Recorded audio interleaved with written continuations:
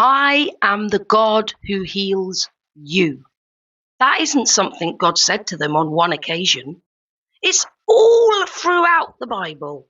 God says, I am the God who heals you. In Isaiah 53, verse 5, it says he was pierced for our transgressions, and he was bruised for our iniquities, and by his stripes we are healed.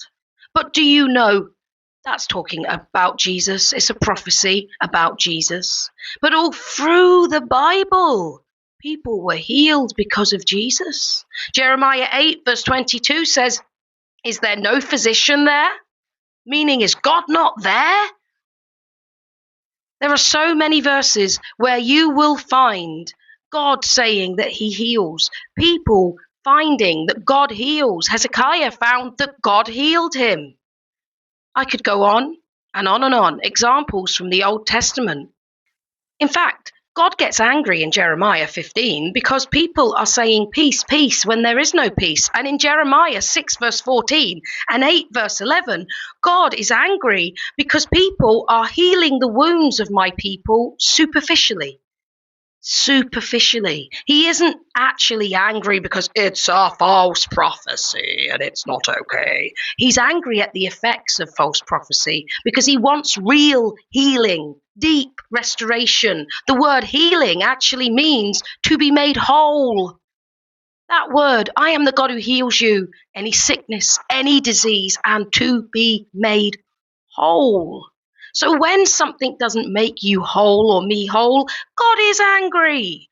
When we turn or listen to something that is not him, that won't do a full and finished work, God is angry because he doesn't want you half fixed. He doesn't want you hobbling and whimpering and limping. The lame man jumped up and leapt and jumped and praised the Lord. He was fully healed. He was fully able. Jesus said, take up your mat. Go home. Don't leave your bed on the floor to get back to. No, return to a normal life. He says to the woman caught in adultery and the woman at the well, go away and sin no more. Don't come before me again, being brought by the Pharisees to be stoned. Don't come to the well on your own anymore. This woman had been going to the well in the heat of the day, not to be around people because of her shame. When she goes away, it says she tells everyone in that area about Jesus. To tell them, in those days, there were no phones. She had to be right in front of their faces. How could she do that when she once hid away? She'd had 5 husbands, and the one she was with was not her own. That brought such shame on her. Her past had made her sick. But God, in the form of Jesus, had made her well, because he is the God who heals us.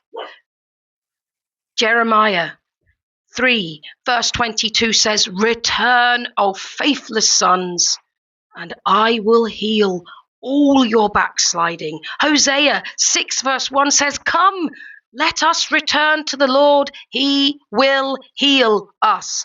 Isaiah 6 verse 10 says, hardened hearts might return and be healed.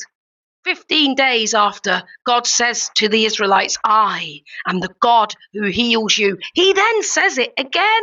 He says, I am the God who heals you. 15 days later, he was still the same. 15 years later, he was still the same.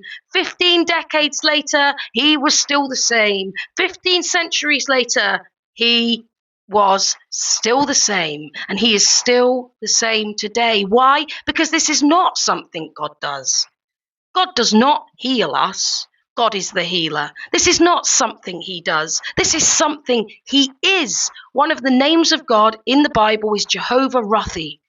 That means the God who heals. He doesn't do healing. He is healing. Return to me. Listen to me. Because when you listen, I can come in. Behold, I stand at your door and I knock. And if you will invite me in, we will sup together. The word sup means to have nutrition. He will bring nutrition into your and my life, where all those vitamins and nutrients that we are missing, he will find them. He will restore them. Now, you might sit there and think, Emily, you've just talked a load of rubbish. God can't put vitamins back in your body. but he can. And he can also talk to us and tell us what we need. Joyce Meyer, a famous preacher, was collapsing and falling over. Her family said, "Go to the doctor." She said, "I'll go to my Lord." She sat with her Lord and asked the Father what was wrong, and he told her. She then went to the doctor. They did tests. It was the same thing. She'd already began to fix it with the Lord because he told her what the problem was. It says in 2 Chronicles 7, verse 14, "Then I will hear from heaven, forgive their sin, and heal their land." What does it say before that? If my people will humble themselves and pray and listen. It's all about listening. It's all about covenant. It's all about a relationship with God. Because a covenant blessing of the relationship we have with God is the reverse of curses and healing in every aspect of our life. You see, when I have a relationship with someone, I get that person. And when I have a relationship with God, I get God. And God is healing. Jehovah Rohi. Are we listening? Are we praying? Are we seeking? Is he the God who heals you? Or are you saying no?